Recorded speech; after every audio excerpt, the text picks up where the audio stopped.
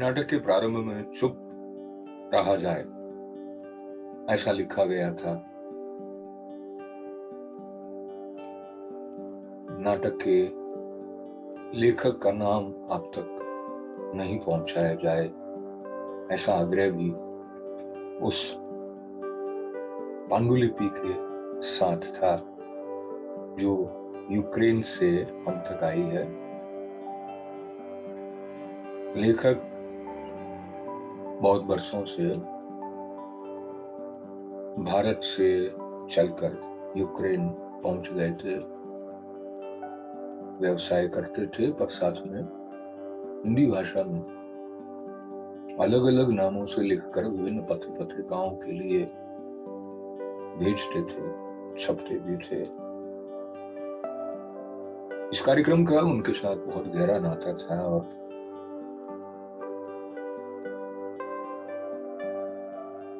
ये मोमबत्ती उनकी स्मृति में श्रद्धांजलि के रूप में मेरे हाथ में है।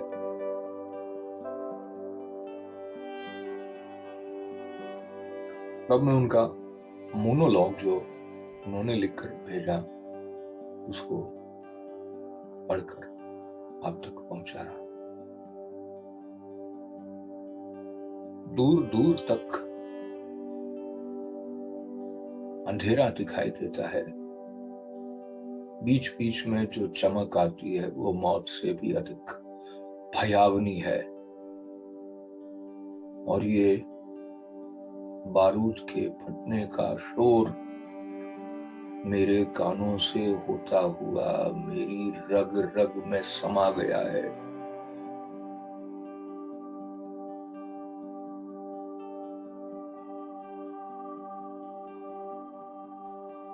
मैंने इतना दर्द देखा है कि अब अपने दर्द की बात करने की स्थिति में भी नहीं हूं।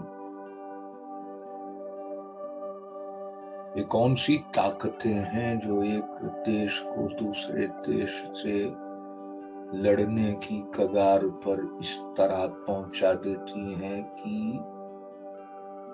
लड़ाई अहंकार तक सिमट जाती है। हम लोग कितने विवश हैं इसका एहसास मुझे जिस कदर इन दिनों में हुआ है वैसा पहले कभी नहीं हुआ।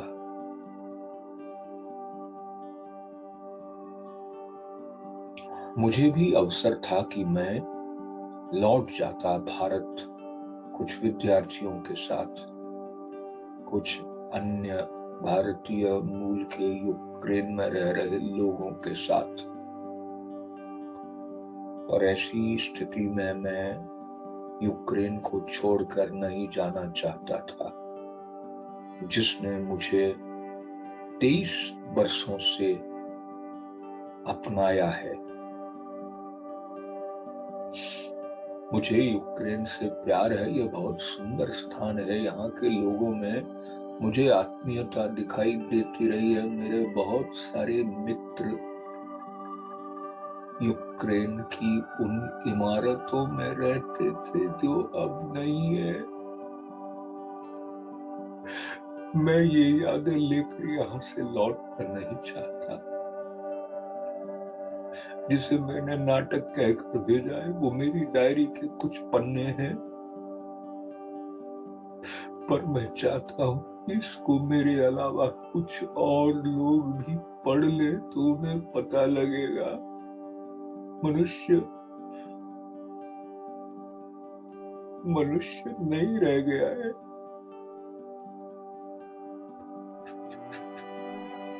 वो दृश्य नन्हे नन्हे बच्चों के साथ जाती हुई माँ का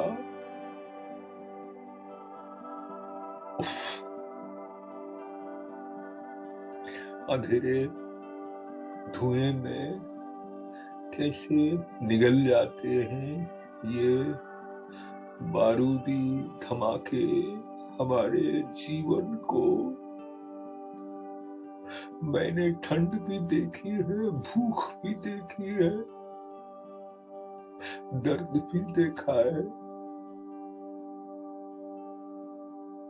दर्द से कराहते लोगों की आवाजें मेरे कानों पे गूंजती है और साथ ही साथ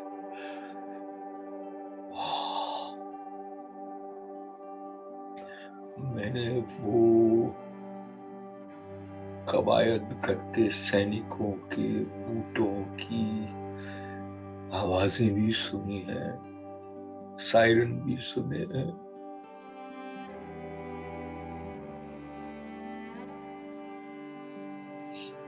ये सब देखने के बाद मैं वैसे भी और इस पृथ्वी पर रहना नहीं चाहता, इसलिए भारत नहीं लौटा।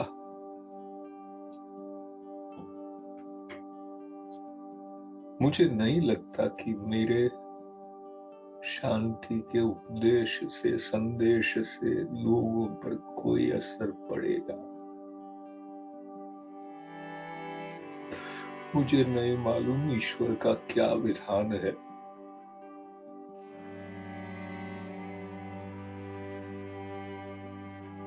जब तक कोई मेरी डायरी के इन पन्नों को पढ़ेगा, तब तक मेरी सांसों की ये श्रृंखला होगी या नहीं होगी, इसके बारे में ठीक ठीक नहीं कह सकता।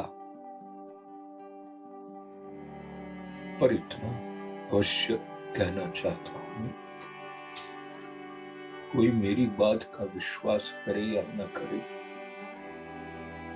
घने अंधेरे के बीच भी कहीं न कहीं देखती देखती आंखें अपनी ओर से प्रकाश फैला सकती हैं। युद्ध के बीच में भी शांति की आस कहीं न कहीं हमें बचाए रखती है, बचाकर रखता है हमें हमारे अंदर का वो बचपना जो उम्र बढ़ने के साथ साथ कहीं न कहीं छुप छुपा कर हमारे बीच रह जाता है। युद्ध के बीच में भी सिसकते हुए हाथों, सिसकते हुए बच्चे के हाथों में टॉफी देकर उसकी मुस्कान को देखकर मुझे लगा कि जीवन से कोई जीत नहीं सकता। जीवन अविजित है और अविजित रहेगा। मैं रहूं या ना रहूं, जीवन रहेगा। जीवन अमर है, शांति अमर है, प्रेम अमर है। और ये जो मंगल कामना मेरी डायरी के इन पृष्ठों पर लिखी जा रही है, आपके लिए, पूरी मानवता के लिए, वो अमर है। मेरी इस बात को किसी घबराए हुए आदमी का वक्तव्य न समझा जाए।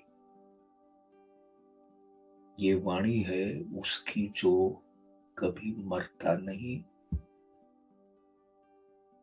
भारत से आते हुए जो मैंने सारे विश्व को परिवार की तरह देखने की बात अपनी धड़कनों में संजोई थी, मुझे खुशी है कि वो अब तक मेरे साथ है।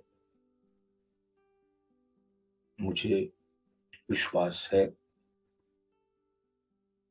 कि मेरे जाने के बाद भी